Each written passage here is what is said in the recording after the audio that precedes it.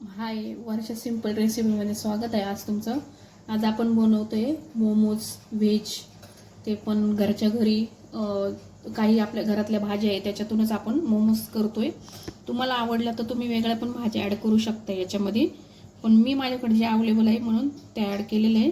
इथं बघा, मी एक मोठा गाजर घेतलेला आहे, तो बारीक चिरून घेतलेला आहे, एकदम चॉप केलेला आहे, फाईन चॉप. आपल्याला जास्त जाड नाही पाहिजे, असं फाईन चॉप पाहिजे. आणि शिमला मिरची घेतली आपण एक मोठी, ती पण आपण बारीक चिरलेली.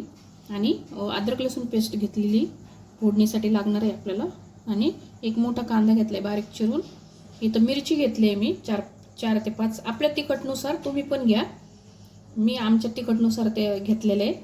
तुम्हाला जर कमी तिखट लागत असेल तर 2च मिरच्या घ्या, बस होईल 2च, कारण की आपण वरतून सॉसेस टाकणार आहे अजून त्याच्यामध्ये, त्याच्यामुळं कमीच. मी पण 4च मिरच्या घेतलेल्या आहे, कारण की जास्ती सारा नाही ना.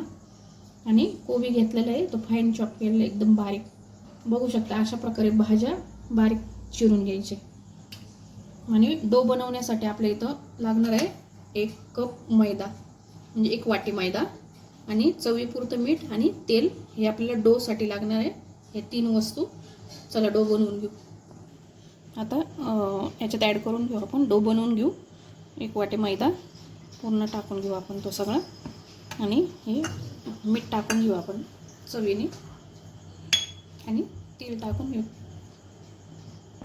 आता आपल्याला हे सगळं हलवून घ्यायचं आणि थोडंसं पाणी ॲड करायचं. पाणी थोडं थोडं ॲड करायचं, जास्ती एकदम ओतायचं नाही बसकनी, नाही तर मग पातळ होऊन जाईल डो आपला. डो आपल्याला पातळ नाही करायचं आहे, एकदम असे गोळे झाले पाहिजे व्यवस्थित.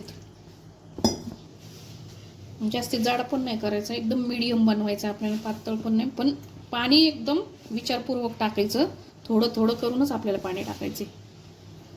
हे बघा, असं डो करून घ्यायचं आहे आपल्याला. आता तो आपण काय करू, झाकून ठेवू रेस्ट करायला. मग आपण भाज्या परतून घेऊ. चला फिलिंग करून घेऊ आपण. चला कढई तापली आपली, तेल टाकून घेऊ आपण. तेल जास्त नाही टाकायचं आपल्याला, कारण की फिलिंग करायची ना, त्याच्यामुळे भाज्यांना कमीच तेल टाकायचं. एकदम एकच पोळी तेल मी टाकली याच्यात. आता टाकून घेऊ अद्रक लसूण पेस्ट.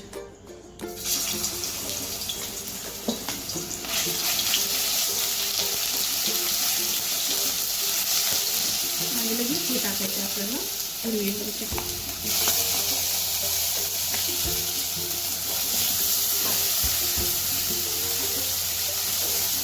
परतून घ्यायचे आपल्याला.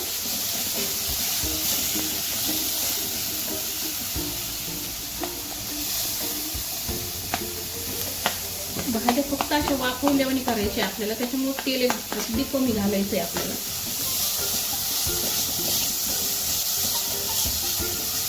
जसं ते करायचं आहे फक्त असं.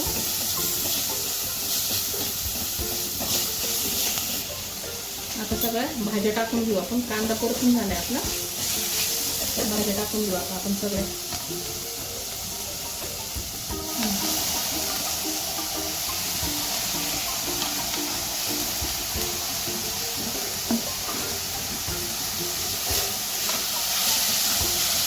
भाज्या चांगल्या परतून घ्यायचे आपल्याला.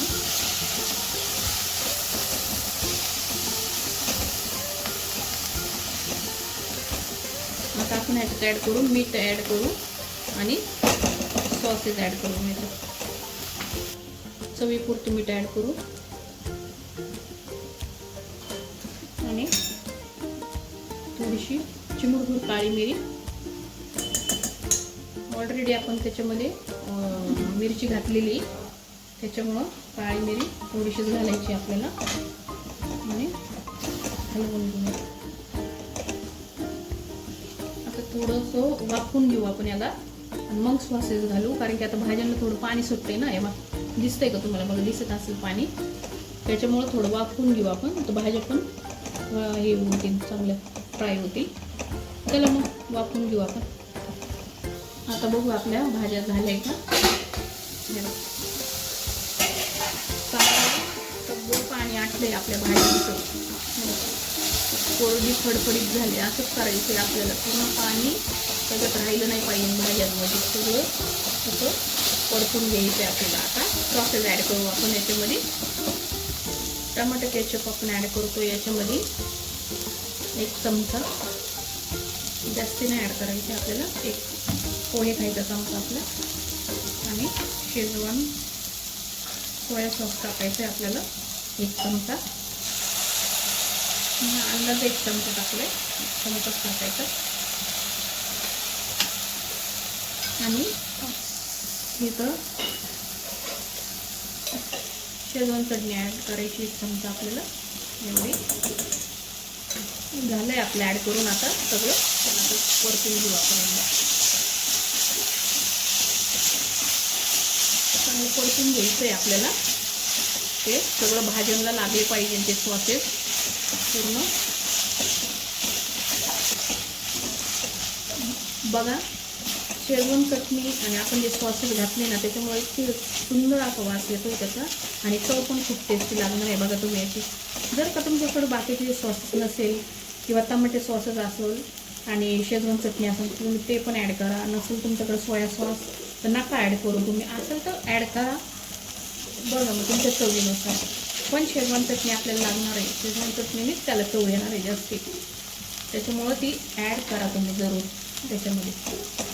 झालं आहे आपलं सारण. आता गॅस बंद करून थंड करून घेऊ, मग मोमोज बनवू आपण. ते हे बघा अशा पुऱ्या करून घेतल्या, म्हणजे पोळी लाटून घेतली पूर्ण मैद्याची आणि अशी ग्लासने त्याला गोल शेप दिलं आहे. आता आपण भरून घेऊ सारण त्याच्यात. चला बघा आपण शेप पाडून घेऊ आता याला. शेप तुम्हाला जसा जमल तसा करा, कारण की शेप खूप अवघड आहे याचं बनवणं. लागलंच तर तुम्ही मोदक करा डायरेक्ट मग त्याचं भरून. मोदक पण छान चव तर बदलणार आहे, फक्त आकाराचा प्रश्न आहे. आपल्याला जमत असलं तर ठीक आहे, नाहीतरी असं करू शकतो आहे आपण. हे बघा एकदम सोप्या पद्धतीत तुम्हाला दाखवलेले. हे बघा छान असा आकार जमला. आता दुसरे पण करून घेऊ आपण. चला हे बघा अशी पारी घेतली मी आणि एकदम सोपं शेप दाखवते तुम्हाला आता मी. नाहीच आता आपल्याला जमत काहीच तर आपण असं करंजीवणी सगळं कड्या अशा दाबून घ्यायच्या याच्या आणि हे बघ फक्त असं प्रेस करून असं इथं हे करायचं. हे बघ किती सुंदर असा शेप झाला आहे आपला. बघा ह्याच्यात हे सगळे मी तसेच करून घेतलेले.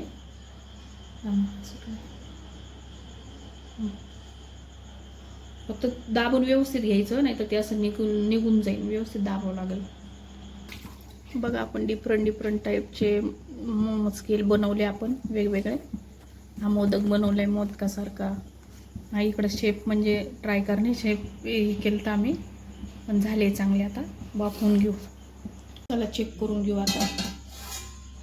बघा आपले झाले मोमोज, एकदम छान झाले. बघा कोटिंग दिसते वरतून, एकदम चांगले शिजलेले ते.